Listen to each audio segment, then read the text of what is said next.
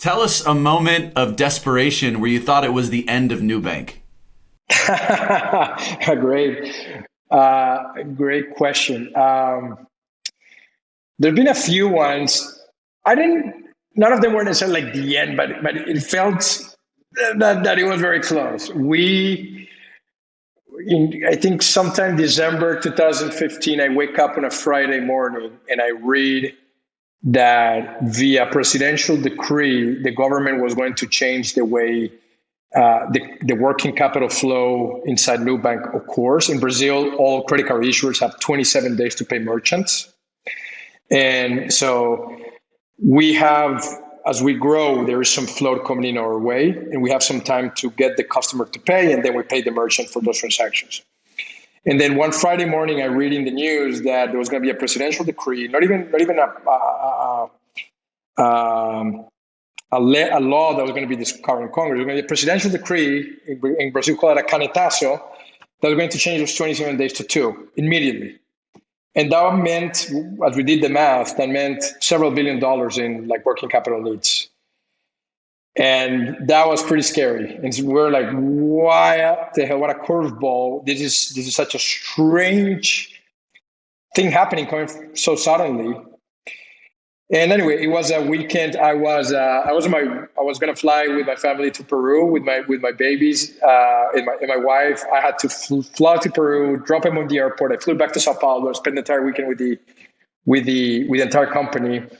And on Monday, we were in the Central Bank of Brazil, basically telling them, "Hey, this is nuts." Over the weekend, we have talked to some media and said this might be the end of Nubank and the end of any competition, not only Nubank, but any other small. The only institutions in financial services that are going to be able to have that much available capital is going to be the 5 big banks.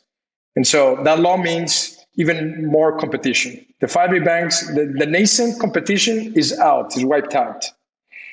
And so the news and the journals were very public saying that law doesn't make any sense, might be the end of the new entrants.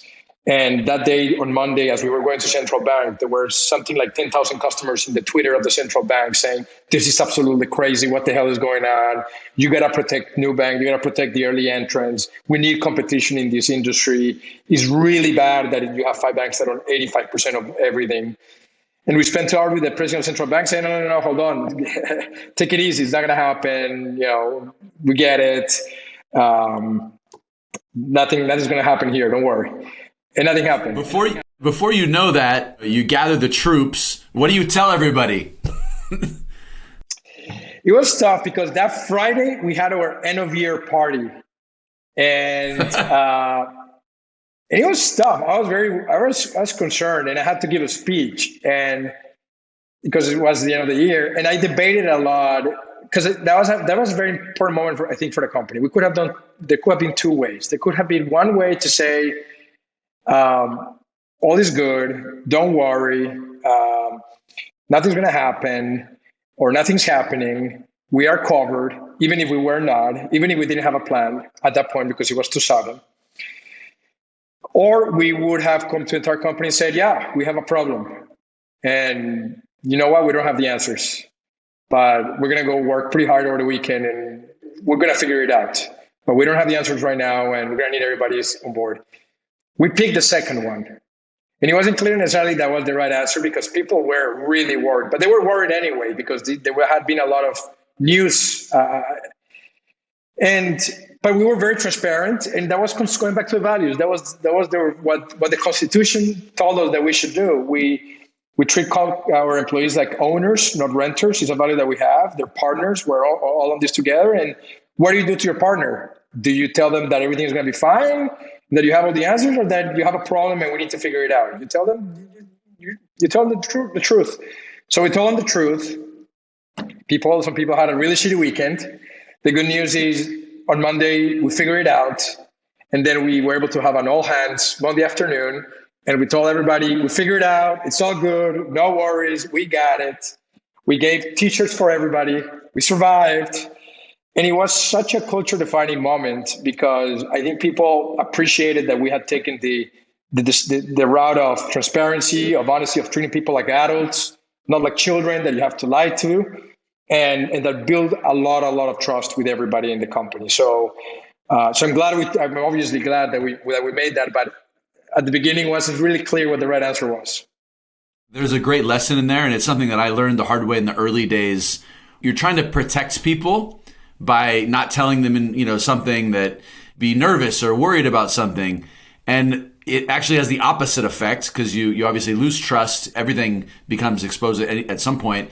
And two, you underestimate that people's willingness to just go in and tackle it with you and carry some of that burden. And I think that sometimes entrepreneurs underestimate their teams and how people can step up, and giving people that shared burden allows people to strengthen. As you said, it was a defining moment in your culture. So I think that's a great lesson for all the listeners to lean in that direction of transparency and delivering sometimes the bad news, because then you can get people in the problem solving mode of like, hey, people won't step up if they don't know what's going on and what the problems are. So I think that's a great lesson there.